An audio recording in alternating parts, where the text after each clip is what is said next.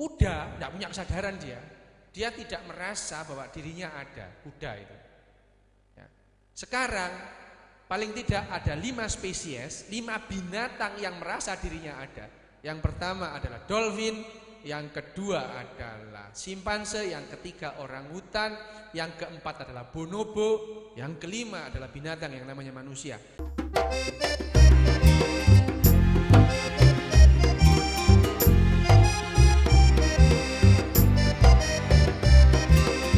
Taman itu sesuatu yang indah, tapi itu motivasi religiositas, sehingga hal-hal yang semacam ini menimbulkan ikatan kelompok yang kuat, dan kelompok itu makin besar. Jadi diakui atau tidak, terbukti bahwa religiositas itu membawa manusia itu sampai sekarang seperti sekarang ini, dengan peradaban yang semacam ini. Dan religiositas itu lahir dari evolusi otak. Ya, itu dia. Nah, otak itu sendiri akhirnya ya seperti tadi saya kembali bahwa otak yang besar tidak selalu bahwa otak yang lebih besar itu lebih cerdas atau lebih canggih dari otak yang kecil, tidak. Kemudian muncul lagi sebuah teori bahwa sebetulnya itu bukan besarnya otak, tapi besarnya perbandingan otak dengan berat tubuh. Nah, ini agak memper, agak cocok. Kalau manusia itu berat otak manusia itu dibandingkan dengan berat tubuhnya sekitar 2,33%. Sementara gajah meskipun 5 kilo kalau dibandingkan dengan berat tubuhnya itu hanya 0,2%. 0,20. Nah, tapi ini ada implikasinya lagi. Ada binatang kecil seru yang kayak tikus gitu, semacam tikus. Itu perbandingannya 0,33, lebih cerdas dari manusia dong. Harusnya. Ternyata tidak juga. Nah, tapi pendekatan yang masuk akal kemudian ada lagi berkembang karena pengetahuan manusia tentang otak ini. Ya. Frontal lobe macam-macam itu karena ternyata makin luas permukaan korteks. Ini korteksnya ini ya. Korteks itu yang tadi itu. Ya, korteks itu yang berlipat-lipat. Makin luas permukaan korteks, makin canggih. Ya. Meskipun ya antar manusia sendiri ternyata tidak hanya itu. Kalau kita itu otaknya Einstein itu diawetkan itu. Ya. Ternyata intelektualitas manusia itu tidak ditentukan oleh berat dan luas permukaan korteks. Karena luas permukaan korteks Einstein itu juga biasa-biasa aja itu. Tidak ada bedanya. Jadi bohong kalau bilang ada orang yang mengatakan itu ya berat otaknya Einstein itu lebih berat atau korteksnya lebih berlipat-lipat. Enggak, sama persis. Rata-rata. Warnanya ya tinggal diwarnai aja, Pak.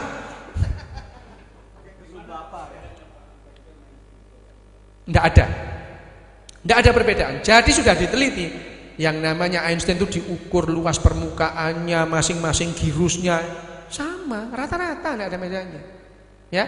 Karena apa? Intelektualitas manusia tidak hanya ditentukan oleh brain itself, bukan hanya otak.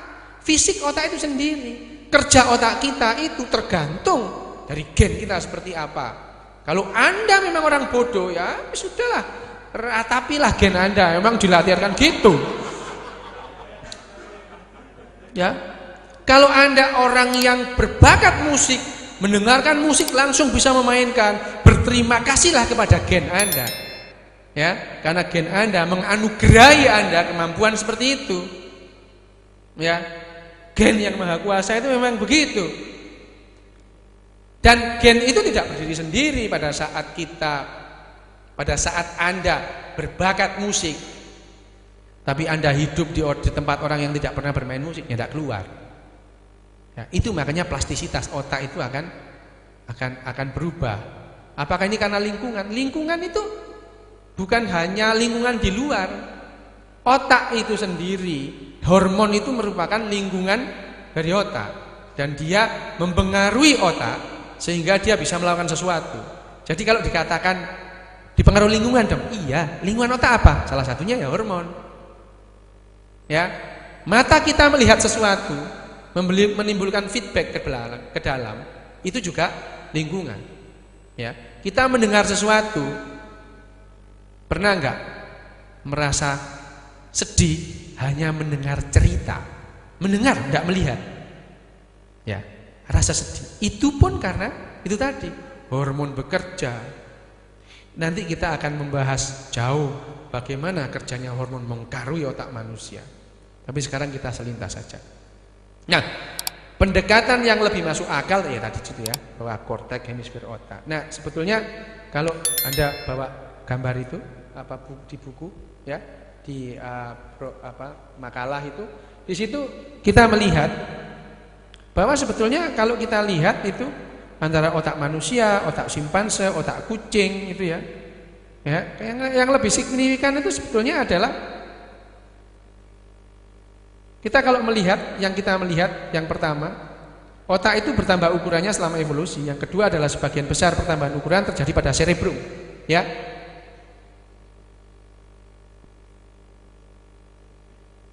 Cerebrum, ini cerebrum itu yang paling besar.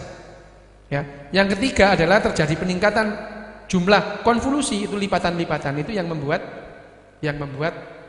manusia lebih cerdas dari yang lain. Nah, yang lebih signifikan dibanding perbedaan di antara otak adalah ya kemiripannya. Semua otak tersusun dari neuron. Jadi semua otak itu neuron. Otaknya simpanse ya sama dengan neuron, ya. Tapi sirkuit yang terbentuk antara neuron yang membedakan antara satu spesies dengan spesies yang lain. Tapi jangan kaget bahwa antar spesies kita ini sebetulnya kita ini tidak sama-sama amat dengan misalkan orang Indochina, tidak sama. Atau dengan orang Eropa, tidak sama. Kalau kita mempelajari kembali evolusi, bahwa evolusi Homo sapien yang murni Homo sapien itu adalah orang Afrika. Ya, yang murni Homo sapien itu adalah orang Afrika. Di luar Afrika sudah terkontaminasi. Semua kita ini kecuali orang Afrika mengandung 4% gen Homo neanderthal. Ya, itu sudah diteliti. Semua ras di dunia ini diteliti satu-satu gennya oleh Fabo. Baru tahun yang lalu dia mengatakan bahwa semua orang di dunia ini memiliki 4% gen Neanderthal, 4% di dalamnya gen Neanderthal kecuali orang Afrika. Jadi yang betul-betul Homo sapien murni orang Afrika. Ya, orang ada gen Neanderthal. Nah, dan sebetulnya itu tadi, orientasi seksual manusia Homo sapien itu tidak hanya tertuju pada Homo sapien aja. Ya. Pada saat itu dia bertemu dengan jadi ceritanya out of Africa itu ada 2 kali. Yang pertama pada saat Homo habilis. Homo habilis itu pertama keluar dari Afrika menuju seluruh dunia. Jadi Australopithecus, kemudian jadi Homo erectus yang ada di Solo segala itu ya. Meganthropus giganticus soloensis, atau yang di Mojokerto Homo erectus mojokertensis, ya, Pithecanthropus erectus mojokertensis, itu adalah perkembangan dari Homo habilis yang menyebar. Nah, out of Africa yang kedua pada saat Homo sapien. Nah, pada saat di Homo sapien kedua di sekitar Timur Tengah segitu ada Homo sapien perempuan diperkosa oleh Neanderthal. Bukan diperkosa, terjadi perkawinan silang antara Homo Neanderthal dengan Homo sapien. Bukan, ya, terjadi perkawinan silang. Nah, di situ ada satu organisme hasil kawin silang antara Homo Neanderthal dengan Homo sapien, dan itu yang menjadi nenek moyang bersama Homo sapien seluruh dunia kecuali yang ada di Afrika. Dan Homo sapien yang lahir itu adalah perempuan, bukan laki. Jadi bukan Nabi Adam, jelas. Ya, bukan Nabi Adam. Itu yang menjadi. Dan kemudian dia menyebar kemana-mana. Dan yang di Indonesia ini, ya kemudian berinteraksi dengan homo-homo yang ada di Indonesia. Ada yang di Flores itu ada Homo florensia yang kecil-kecil gitu. Di Jawa ini kemudian bergabung dengan Homo erectus yang ada situ, kemudian menghasilkan Homo subspesies yang lain di Jepang, sehingga akhirnya otaknya pun juga berbeda. Kalau di Amerika sana sekitar 10% orang psikopat, kalau di sini kayaknya 80% deh orang psikopat. Ya, sudahlah, lihat aja. Kalau kita melihat tingkah laku kita di jalan raya, waduh, naudzubillah setan. Wah, sudahlah, enggak ngerti itu orang lain, pokoknya aku sendiri itu ya. Itu orang psikopat. Kalau Anda begitu, ketahuilah Anda juga psikopat. Waduh, psikopat ya, ratapilah gen Anda. Anda seorang psikopat. Ya, psikopat itu adalah ketidakmampuan untuk berempati, ketidakmampuan untuk merasakan penderitaan orang. Bahkan seneng melihat orang lain penderita itu. Mobil nih, ngerasain aku duluan. Itu psikopat Anda, ya. Mudah-mudahan dengan begini besok Anda tidak psikopat lagi. Ya, artinya neuroplastisitas Anda, otak plastisitas Anda bisa berubah. Oh, begini nih psikopat loh. Ya, ada pertentangan antara moralitas Anda dengan amigdala Anda yang mau menang sendiri itu ya. Tidak peduli orang lain sakit gitu ya. Pokoknya aku masuk surga, bunuh aja gitu ya. Karena ada perintah, dimanapun kamu melihat orang kafir, bunuh mereka. Wah, susah. Kadang-kadang saya mikir dulu, ini Tuhan apa preman yang ngomong ya? Ya, ada, itu ada loh ya. Dimanapun kamu melihat orang kafir, bunuh mereka, penggal lehernya. Masya Allah. Ya apa ya? Nah, saya tidak peduli orang mati, yang penting saya masuk surga. Lah itu loh psikopat namanya. Pingin enak, tapi melihat orang lain menderita. Bahkan membenarkan tindakan seperti itu, sudah psikopat Anda itu. Ya, sama aja, sama psikopatnya. Ya. Tapi ya tidak apa-apa. Saya mengatakan psikopat itu artinya ya psikopat. Saya tidak mau jadi orang psikopat. Ya. Tapi itu adalah hasil dari evolusi. Ya.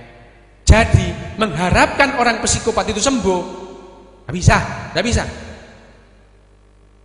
Dah, ya kecuali dibuka otaknya, dirusak amigdalanya, ya, udah sembuh dia. Ya itu sekarang begini, tidak tahulah nanti ya 50 tahun lagi mungkin kita menemukan cara untuk merubah psikopat itu. Buktinya jelas di Amerika. Di penjara-penjara yang maksimum security itu orang psikopat ngumpul di situ semua. Karena apa? Begitu dia dilepas melakukan halnya lagi, tidak bisa di penjara, tidak bisa sembuh mereka itu.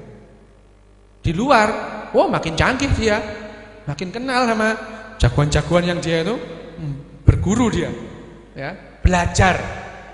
Keluar, makin canggih, penjara lagi, akhirnya di penjara-penjara maksimum security ngumpul orang-orang psikopat. Salah satunya ya Al Capone gitu ya. Itu psikopat dia.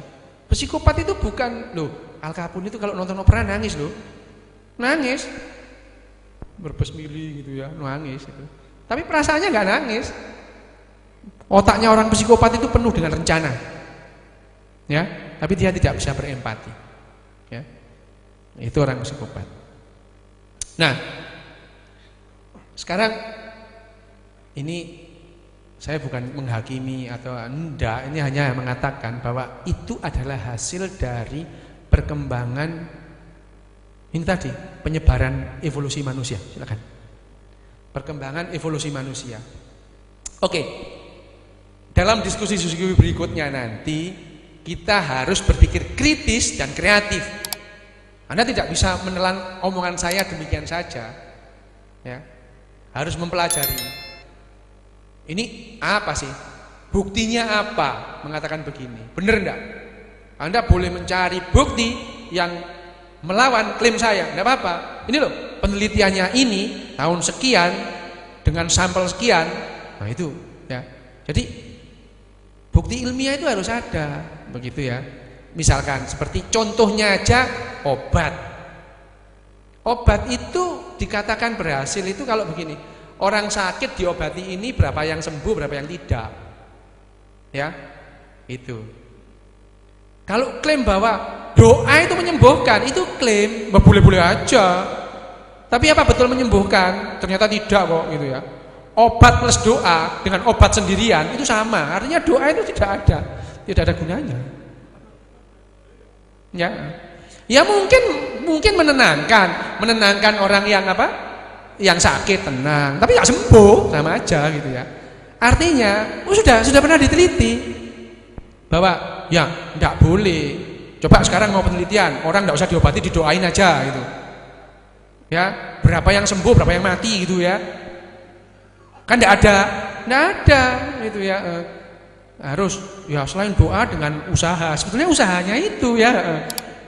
Doa itu, tapi doa itu dalam batas-batas tertentu menyehatkan. Maksudnya menyehatkan jiwa, tenang gitu ya, nggak gelisah gitu. Dengan kemudian ya itu. Tapi itu juga merupakan berdoa ya.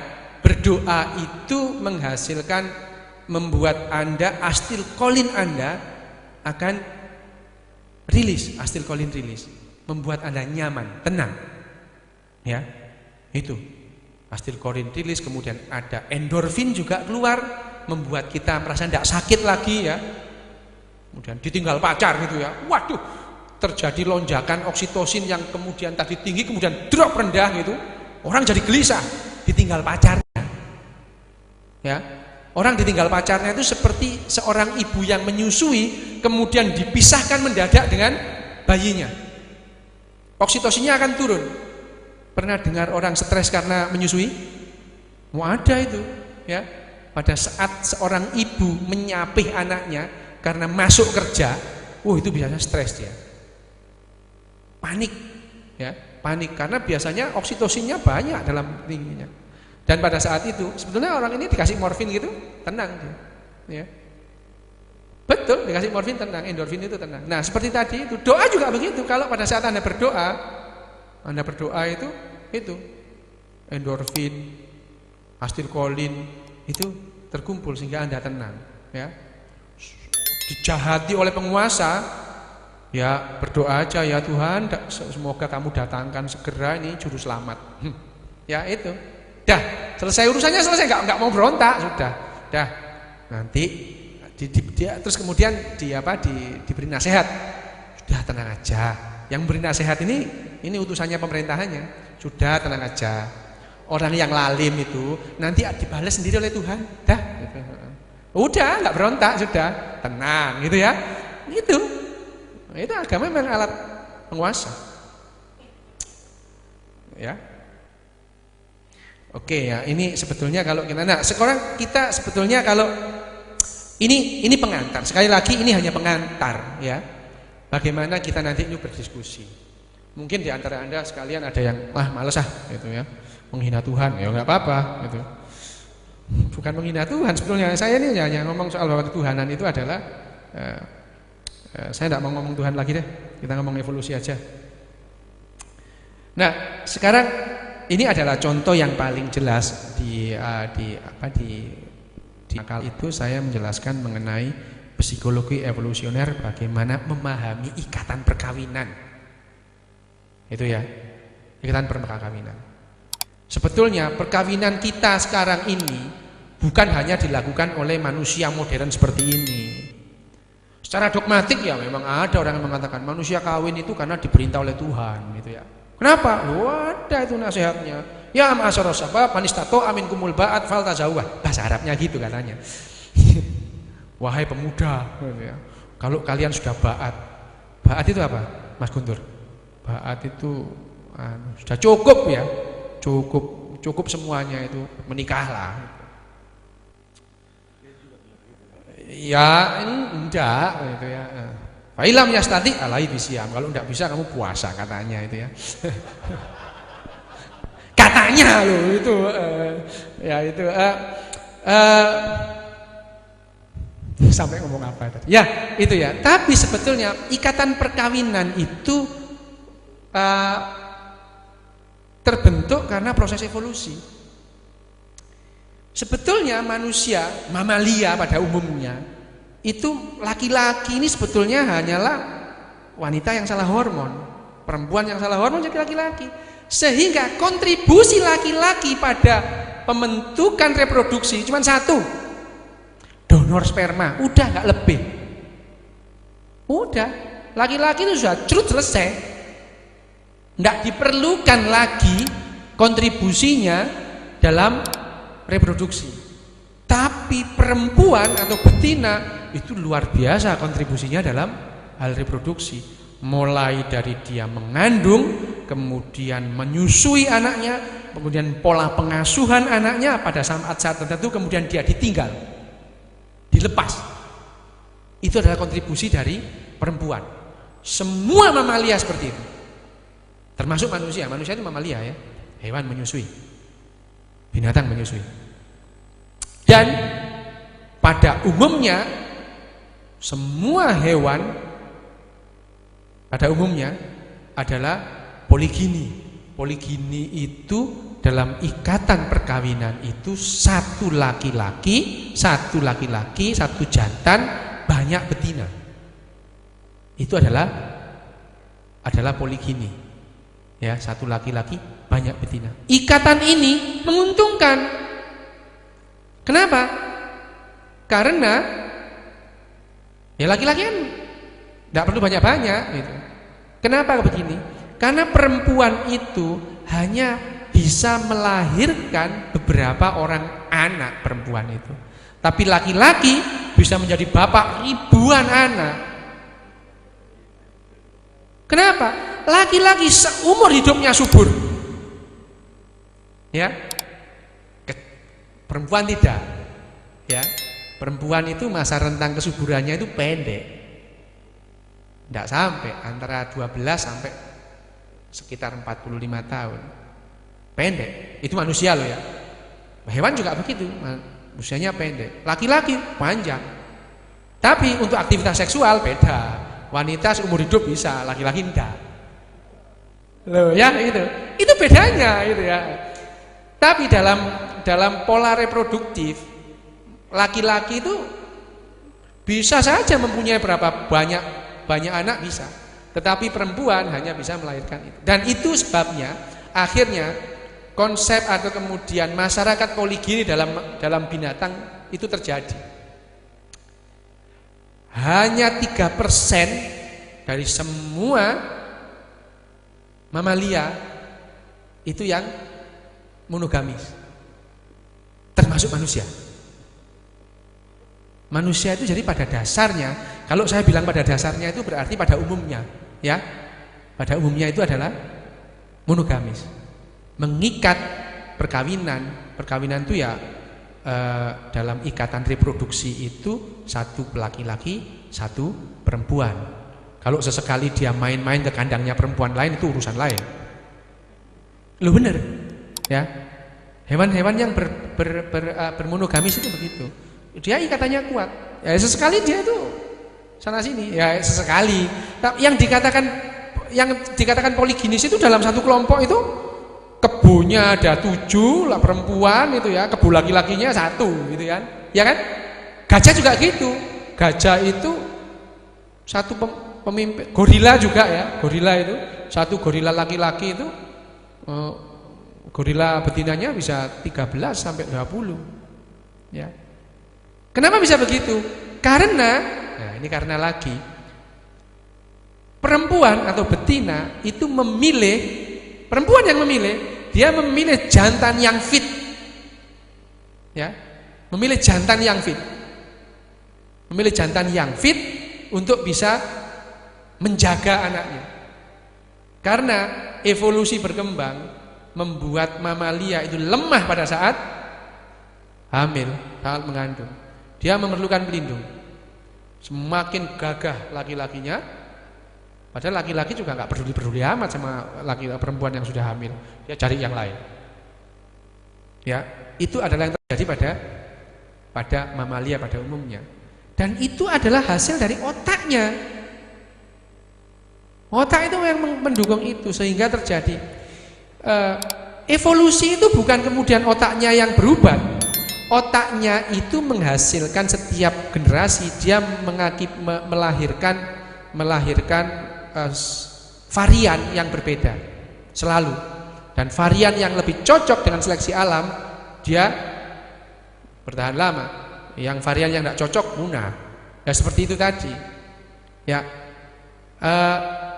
Wanita atau perempuan mamalia atau betina mamalia yang tidak memilih laki-laki yang fit, jantan yang fit, punah di tengah jalan.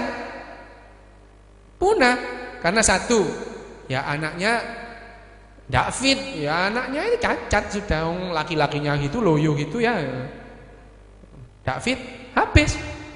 Atau juga dia milih jantan yang tidak bisa melindungi dia pada saat dia lemah, mati pula yang model yang seperti ini. Sehingga yang bertahan adalah betina-betina yang memilih pejantan yang fit, ya, dan yang bertahan juga jantan-jantan yang fit, karena yang tidak fit nggak punya anak kok, nggak ada betina yang mau, habis.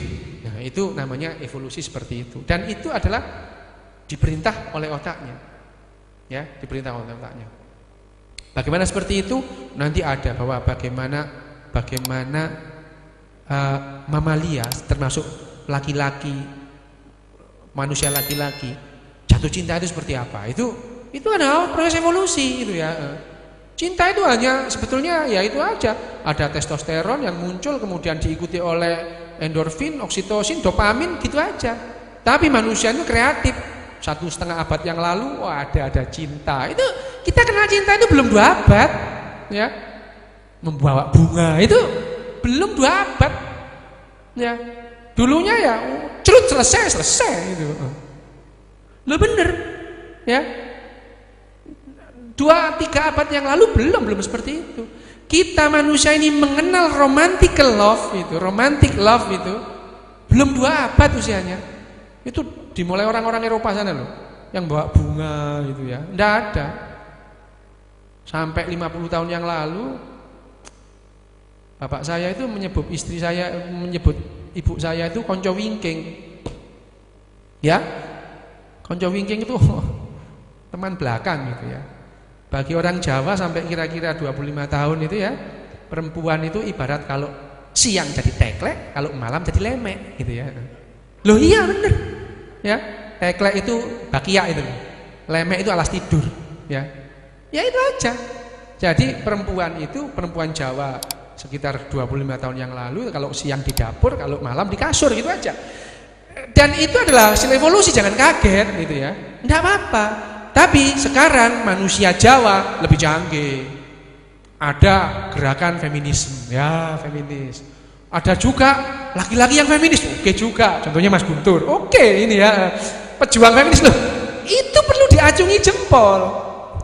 Karena pada dasarnya seperti saya katakan tadi, otak manusia ini nanti kita pelajari lagi dalam. Otak manusia pada saat dia menjadi manusia pertama, begitu ketemu sperma dengan ovum menjadi yang namanya sigot, sampai 8 minggu bentuknya adalah perempuan. Jadi laki-laki itu betul-betul perempuan yang salah hormon. 8 minggu kemudian karena ada kromosom Y di situ, dia menarik hormon-hormon laki-laki, membuat otak yang tadinya perempuan menjadi otak laki-laki. Organ yang pertama dibentuk pada saat dalam kandungan itu adalah otak. Yang lain belum ada, otak sudah ada. Dan otak itu yang membuat manusia itu laki-laki atau perempuan. Tidak semua orang XX itu perempuan, tidak semua orang XY itu laki-laki. Tergantung perkembangan otaknya itu. Ya, jadi yang namanya gender itu betul-betul blur. Tidak dikotomi laki-laki atau perempuan itu, tidak hitam putih, tapi abu-abu. Itu gender. Ada yang XX ternyata bentuknya ini laki, sudah 100% laki-laki, ada gondal-gandulnya gitu ya. Ada yang seperti itu. Ada juga yang XY betul-betul perempuan. Ada rahimnya lengkap, itu XY. Jadi yang namanya gender betul-betul blur, betul-betul abu-abu.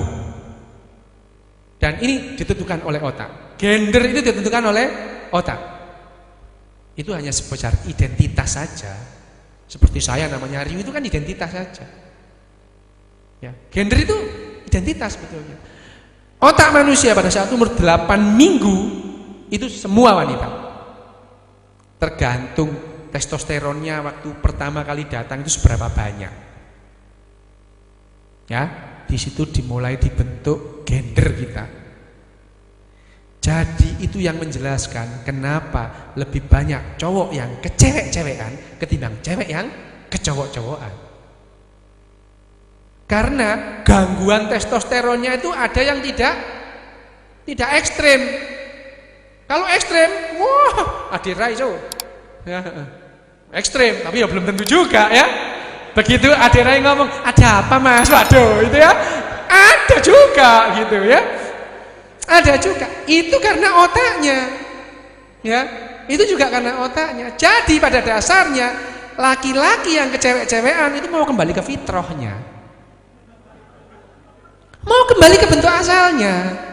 Yang awalnya perempuan. Sebetulnya perempuan dan laki-laki itu hanya masalah pembagian tugas reproduksi. Ya. Dulu pada saat kita itu dunia reptil, kita tuh pernah jadi reptil dulunya ya. Lu enggak percaya? Ada dalam genom kita, itu tercatat genom.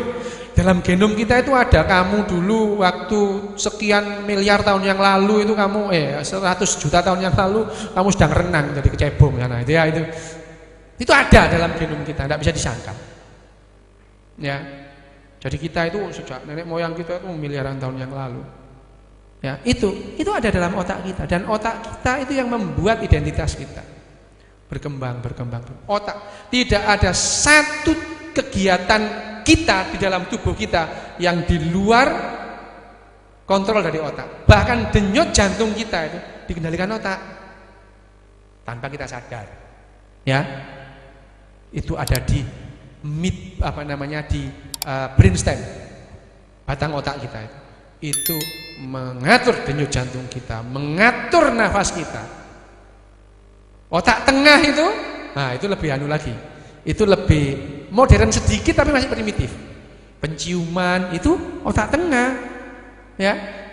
Itu jadi kalau kita itu mau mengaktifkan otak tengah, mau dijadikan apa? Kadal. Ya. Pengaktifan otak tengah, mau jadi kadal lagi. Gitu ya. Ya. Otak tengah itu penciuman itu ya, penciuman, pengecapan, rasa manis itu otak tengah. Ya. Jadi tidak klaim yang sangat menyesatkan bahwa pelatihan otak tengah membuat Anda mempunyai otak yang super, mengalahkan Einstein, bohong. Ya, itu bohong besar. Ya. Al-Kazzab, pembohong. Ya, itu ya. Tapi kalau mulai aja, nggak apa-apa, mau. Jadi kadal nanti. Lumayan kan jadi kura-kura ninja. Ya, nah itu. Nah, semua dikendalikan oleh otak. Tapi terbentuknya otak seperti ini itu harus ke belakang, nggak bisa. Jadi kalau kita itu sudah begini ya, saya ngomong begini itu mudah-mudahan plastisitas Anda, otak Anda itu bekerja sehingga Anda bisa menghargai orang yang mempunyai bentuk fisik yang misalkan yaitu tadi, Mas, itu harus dihargai. Itu karena ya memang gen yang maha kuasa, gen kita yang maha kuasa membuat dia seperti itu ya. Ya. Tapi terbentuknya gender itu tidak hanya dipengaruhi oleh gen, tapi dipengaruhi oleh suasana perasaan ibu pada saat melahirkan. Nah ini loh plastisitas otak. Ya, pada saat ibu itu mengandung gitu ya, pada saat masih usia sebelum 8 minggu katakan. Terus dia jengkel banget, marah banget. Sehingga gen marah itu testosteron itu gen marah hormon kemarahan. Hormon agresif, dia sering marah sehingga rendaman testosteron itu lebih banyak padahal seharusnya yang di dalam itu perempuan. Jadi tomboy anaknya. Ya. Jadi memang betul orang ibu yang melahirkan itu harus tenang gitu ya. Tapi ya ada juga yang bawaannya memang begitu ya. Dari gennya itu memang tuh gen marah-marah terus dia itu. Ada itu kan. Ada kan? Siapa laki-laki yang punya pacar itu, sehari kalau nggak marah itu kayaknya SMS nggak jelas gitu ya. BBM nggak jelas gitu ya. Ya itu memang begitu. Manusia memang terjadi seperti itu. Nah, perkawinan juga seperti itu. Ikatan perkawinan pada mamalia juga seperti itu. Nah, perkembangan evolusi pada mamalia tertentu membuat ada mamalia yang monogamus, ya. Tapi ada juga yang poliandrus, ya.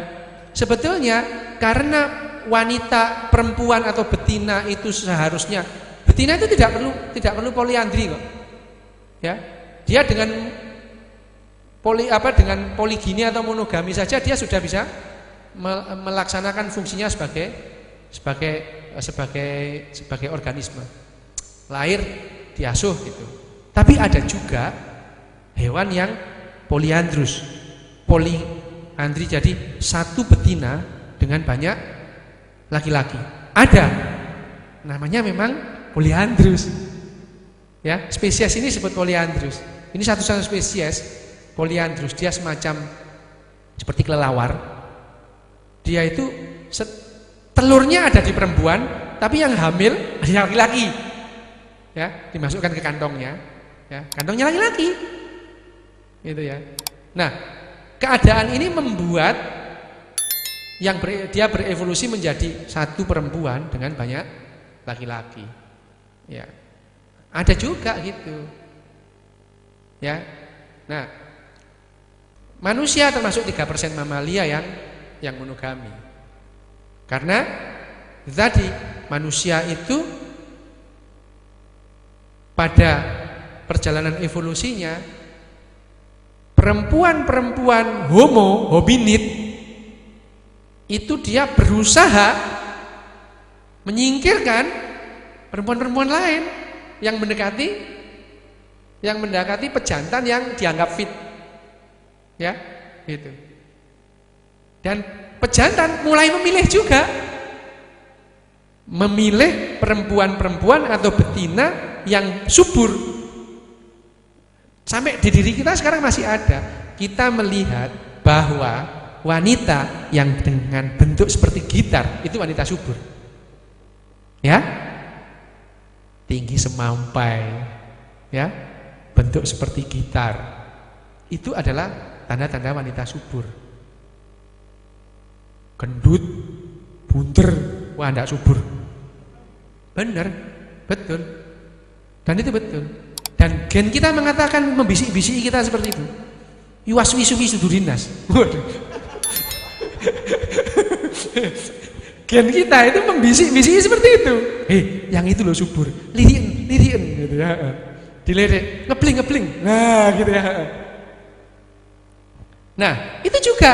Nah, kalau gen perempuan di sana juga cocok dengan kita, dia juga berkedip juga. Nah, itu ya. Kemudian hentakan testosteron, di sana hentakan testosteron. Kemudian kalau di follow up ada hentakan dopamin, hentakan oksitosin. Gereng, terjadilah percumbuhan. Itu adalah hasil otak semua. Bukan aduh aku jatuh hati, bukan jatuh hati coy, jatuh otak, gitu ya. Bukan jatuh hati, jatuh otak, gitu ya. Hati kita ini kalau dibawa ke cungkok sana, diganti dengan hatinya orang lain, saya akan tetap riuh. Ya. Jantung saya diganti jantungnya orang sana, saya tetap riuh. Gaya saya akan tetap seperti ini. Ginjal saya diganti ginjalnya babi. Loh, jangan kaget. Loh, kalau otak ditukar jadi orang lain. Jangankan otaknya, satu bagian kecil otak berubah, Anda akan jadi orang lain. Ya, tidak usah begitu. Orang stroke, begitu Anda stroke, Anda akan menjadi orang lain.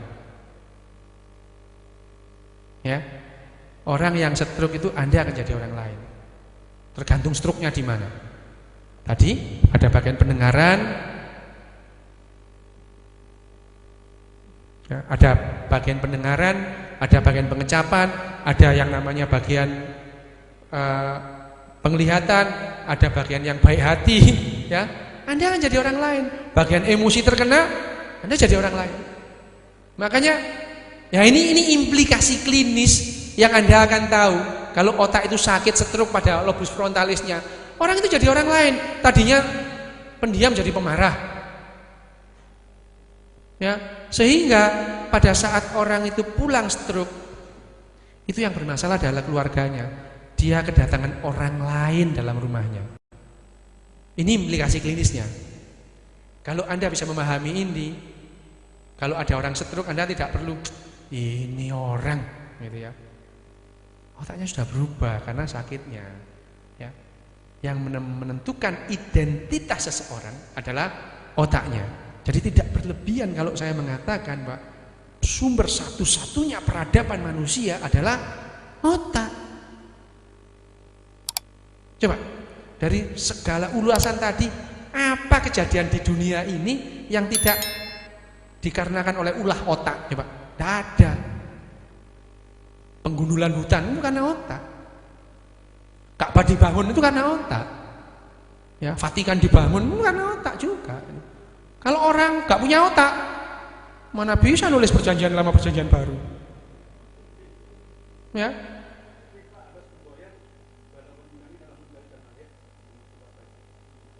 Ya. Kenapa? Ya, yang membuat batu bata manusia juga, otaknya juga kan? Salah atau betul klaim itu, yang membuat batu bata itu manusia gitu. Dan tangan bergerak ini juga karena otak. Tidak ada, ya. Dan otak ini bekerjanya juga karena yang tadi macam-macam. Nah, ini sebenarnya mengantar. Mungkin Anda lebih tertarik akan diskusi-diskusi selanjutnya. Silakan ya. Nanti. Ini adalah gambar saya. Saya ini dokter bedah saraf. Jadi bekerja saya itu seperti itu ya. Ya, membajak gitu ya. Seperti ini lahan saya ini otak ini, dan saya itu bekerja ya ini lahan saya memang. Saya bekerja sebagai dokter bedah saraf. Pekerjaan saya tiap hari bongkar pasang otaknya manusia. Ya, ini hanya sekedar gambaran saja dan tidak cukup, mungkin tidak akan cukup 3 atau 4 kali pertemuan, banyak. Bagaimana kita membahas aspek-aspek dari otak itu, bagaimana bisa membentuk sebuah peradaban. Ya. Nah, saya rasa saya akhiri dulu di sini. Ini hanya pengantar. Berikutnya, memang akan kita rencananya yang seperti dikatakan Mas Nirwan tadi, kita akan mengadakan diskusi-diskusi umum seperti ini secara populer, ya, berkala, mungkin 1 bulan sekali. Tapi kita akan membahas lebih intens tentang otak ini sendiri kepada yang berminat tentu saja. Dan ini akan kita lebih dalam, nanti kita satu persatu bagaimana moralitas terbentuk, bagaimana decision gitu ya. Keputusan itu karena otak ya. Dan otak itu ternyata bukan hanya rasionalitas, tidak. Emosi itu juga otak. Dan yang namanya emosi itu bukan emosi. Gini ya, pada saat Anda menyetir mobil, itu 90% emosi yang bekerja, bukan rasionalitas. Ya. Pada saat pilot itu menjalankan pesawatnya, itu 90% emosinya, bukan rasional. Pada saat pilot menghadapi gangguan di atas, yang kerja itu otak emosi, bukan otak rasionalnya. Pada saat itu dia nggak sempat, gimana ya, hukum termodinamika, gimana, waduh, hukum aerodinamika, nggak sempat. Dia hanya mengikuti emosinya. Atau gampangnya gini deh, kenapa Wayne Rooney itu hebat? Itu karena otak emosinya dilatih. Ya, dia berlatih menguasai lapangan ini. Makin sering dia datang ke lapangan, makin sering dia melihat arah bola, ya. si ini Vidik dari belakang gayanya seperti ini. Itu otak emosinya. Sehingga pada saat dia bola datang, dia menendang dengan gaya tertentu. Itu bukan otak rasionalnya, tapi otak emosinya. Makin banyak kita berlatih, itu bukan otak rasional. Yang dilatih adalah otak evolusi. Otak rasional itu tidak dilatih, tapi dididik. Ya, jadi ada manusia-manusia atau spesies yang tidak bisa dididik karena rasionalitasnya tidak ada, dilatih gitu ya. Herder itu nggak bisa dididik, herder dilatih. Ya, manusia itu kalau ada pelatihan, jamput, manusia kok dilatih saya itu ya, dididik gitu ya. Saya itu dari dulu protes ada pelatihan dokter puskesmas, kurang ajar. Anggapmu aku herder gitu ya. Tapi memang betul ada hal-hal yang manusia ini yang harus dilatih. Seperti tadi, Rooney itu pada saat melatih itu dia bukan pendidikan, dia dilatih. Dia dilatih menguasai lapangan sana sampai lapangan sana. Sehingga dia dalam otaknya dia itu persis tahu bahwa lebar lapangan itu dia terbiasa. Saya kalau lari dengan kecepatan sekian detik lagi itu sampai sana, itu tercetak dalam otaknya. Sehingga ada gerakan-gerakan tanpa bola, itu juga karena emosi, otak emosinya. Pada saat dia menendang, itu adalah keputusan dari otaknya, otak emosi gitu ya. Nah, menarik ya otak itu, menarik. Dan lebih hebat lagi, otak kita bisa mempelajari dirinya sendiri. Ya, hati itu nggak bisa mempelajari hati itu. Jadi, hati itu bukan perasaan ya. Hati itu tujuannya ya, tugasnya hati kita, lever, menetralisir racun gitu ya. Racun sungguh-sungguh racun, bukan racun pemikiran gitu. Racun-racun pemikiran itu hanya bisa dengan hati agombal. Ya, ya itu.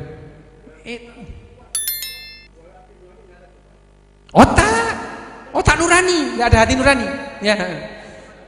Ya, jadi sekarang itu kita berusaha merubah doktrin umum.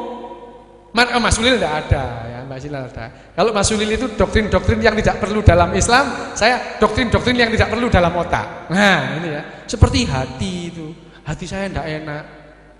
Hati nurani itu adalah konsep. Betulnya hati nurani itu adalah mind, perasaan. Perasaan itu adalah pikiran kita. Hati kita boleh diambil, tapi perasaan akan tetap ada. Jantung kita bisa, selama otak kita mancep di sini, kita akan tetap ada. Saya rasa pemaparan saya sementara saat itu nanti mungkin bisa dilanjutkan. Terima kasih Mas Irwan. Terima kasih. Teman-teman, sebenarnya tidak ada sesi tanya jawab yang disiapkan panitia, tapi kelihatannya ada beberapa orang yang tertarik untuk memberi pertanyaan. Saya tidak akan memberikan kesempatan banyak-banyak karena nanti tidak akan ada gunanya diskusi kita minggu-minggu depan atau bulan depan. Tapi kali ini saya memberi kesempatan pada mungkin 2 laki, 2 perempuan untuk mengajukan beberapa pertanyaan ke Mas Ryu. Setelah itu kita akan balik lagi ke program ini. Nanti saya akan minta Dr. Arif untuk sedikit membicarakan tema-tema yang mungkin akan kita bahas. Kemudian Mas Coki